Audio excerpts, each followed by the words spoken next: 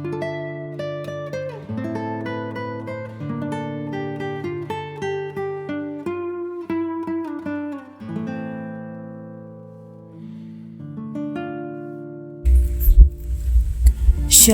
saudara-saudaraku yang dikasihi oleh Tuhan. Senang sekali dapat berjumpa kembali pada hari ini, Rabu 2 November 2022. Puji Tuhan, kita boleh berjumpa kembali dalam keadaan yang sungguh amat baik. Kita dilimpahkan oleh berkat, oleh kasih karunia Tuhan, dan kita boleh diberi kesempatan hari ini untuk dapat semakin menjadi serupa dengan Kristus. Nah, saudara-saudaraku, mari kita persiapkan hati kita untuk lebih dalam lagi mendengar firman Tuhan. Mari saudaraku, kita satukan hati dan berdoa. Bapa kami yang di surga, dikuduskanlah namamu. Datanglah kerajaanmu dan jadilah kehendak-mu di dalam hidup kami seperti di surga. Terima kasih ya Bapa, hari ini kami rindu mendengar firman-Mu. Ajar kami, urapi kami, penuhi kami, sehingga firman Tuhan sungguh-sungguh tertanam, berakar dan berbuah dalam hidup kami. Firman-Mu menjadi rema, firman-Mu yang menuntun kami menjadi seperti Kristus. Layakkan kami Bapa, penuhi kami, sehingga firman-Mu sungguh-sungguh hidup di dalam kami. Terpujilah namamu Bapa, hanya di dalam nama Tuhan Yesus kami berdoa. Amin. Nah, saudara-saudaraku, mari kita akan bersama-sama mendengar firman Tuhan pada hari ini yang berjudul Memelihara Persahabatan. Firman Tuhan ini tertulis di dalam Amsal 27 ayat 1 sampai dengan 27. Nah, saudara-saudaraku, saya akan membacakan firman Tuhan bagi kita semuanya. Saya akan membacakan dari ayat 1 sampai dengan 20. Janganlah memuji dan karena hari esok, karena engkau tidak tahu apa yang akan terjadi pada hari itu. Biarlah orang lain memuji engkau dan bukan mulutmu, orang yang tidak kau kenal dan bukan bibirmu sendiri. Batu adalah berat dan pasir pun ada beratnya, tetapi lebih berat dari kedua-duanya adalah sakit hati terhadap orang bodoh.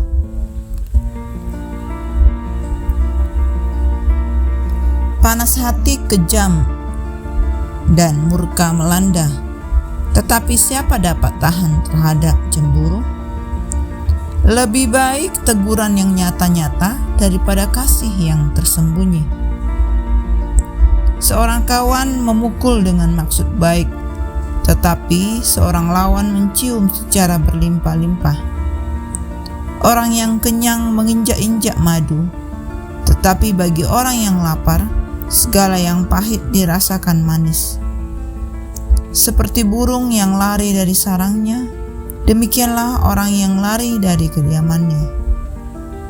Minyak dan wangi-wangian menyukakan hati, tetapi penderitaan merobek jiwa.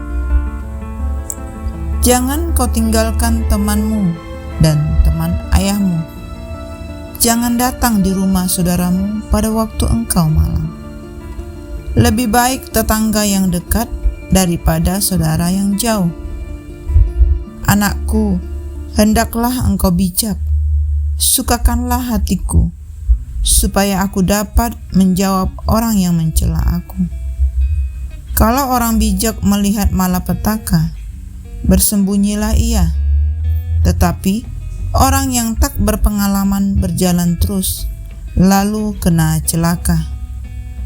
Ambillah pakaian orang yang menanggung orang lain, dan tahanlah dia sebagai sandera ganti orang asing. Siapa pagi-pagi sekali memberi nasihat dengan suara nyaring, hal itu akan dianggap sebagai kutuk baginya.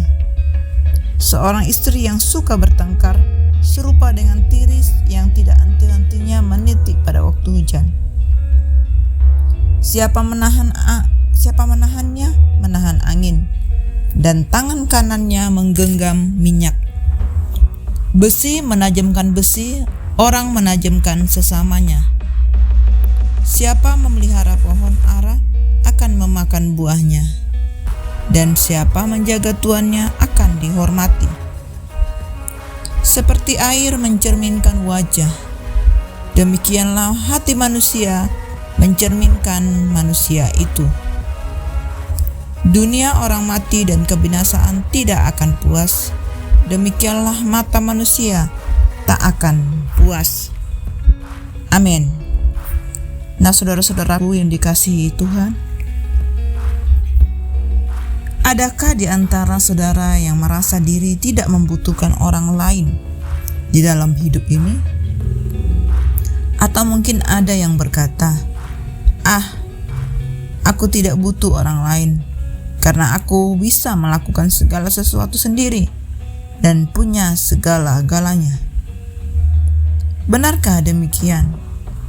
Sekecil apapun aktivitas keseharian kita akan selalu bersentuhan dengan orang lain. Artinya, selalu terjalin interaksi dengan orang lain dengan hadirnya orang-orang di dekat kita. Di lingkungan tempat tinggal kita, setiap kita mempunyai tetangga. Di tempat kita menghabiskan waktu dengan orang-orang yang ada di sekeliling kita untuk bekerja, untuk berdiskusi, ataupun untuk dapat bertindak ataupun berlaku sesuai dengan keseharian. Nah, saudara-saudaraku, kita dapat membangun persekutuan yang erat dengan saudara-saudara seiman dan yang lainnya di tempat di mana kita boleh beribadah. Persahabatan tidak terjalin secara otomatis, tetapi membutuhkan proses yang panjang. Seperti besi menajamkan besi, demikianlah sahabat menajamkan sahabatnya. Persahabatan diwarnai dengan berbagai pengalaman suka dan duka, dihibur, disakiti, diperhatikan, dikecewakan, didengarkan, diabaikan, dibantu, ditolak. Namun semua itu tidak pernah sengaja dilakukan dengan tujuan kebencian. Seorang sahabat tidak akan menyembunyikan kesalahan untuk menghindari perselisihan. Justru karena kasihnya, ia memberanikan diri menegur apa adanya.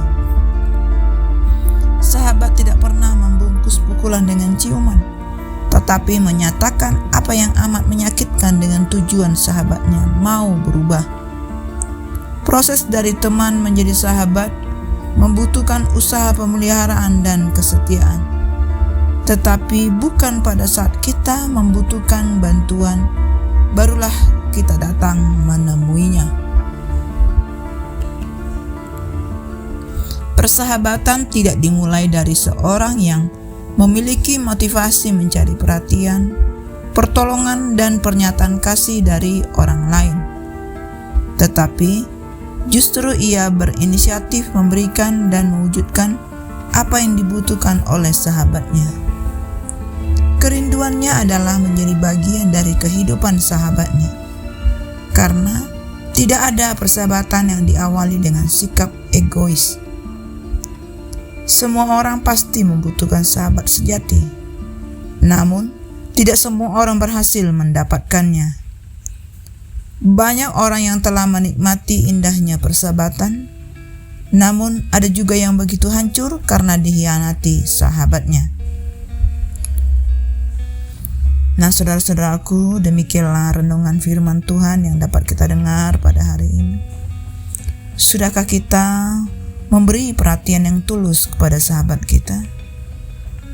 Apakah kita sudah menunjukkan kasih kita yang dalam dengan bentuk perhatian yang tulus? Mari kita renungkan, saudaraku, firman Tuhan ini.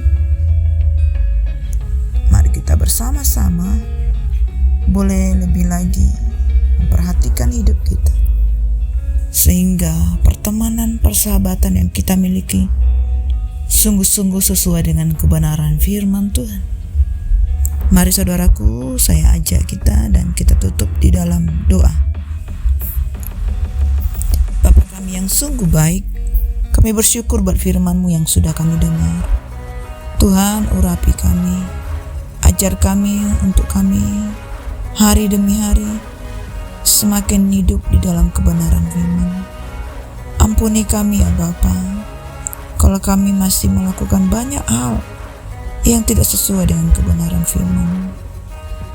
Ajar kami ya Bapa, sehingga firman-Mu sungguh-sungguh bertumbuh di dalam kami.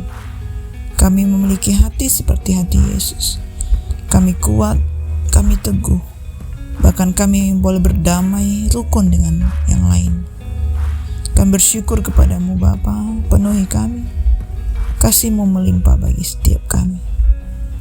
Terpujilah nama-Mu Bapa, kami siap melakukan firman oleh pertolongan Roh Kudus. Hanya di dalam nama Tuhan Yesus kami berdoa. Amin. Semangat pagi, semangat di dalam melakukan aktivitas saudara-saudaraku. God bless you all.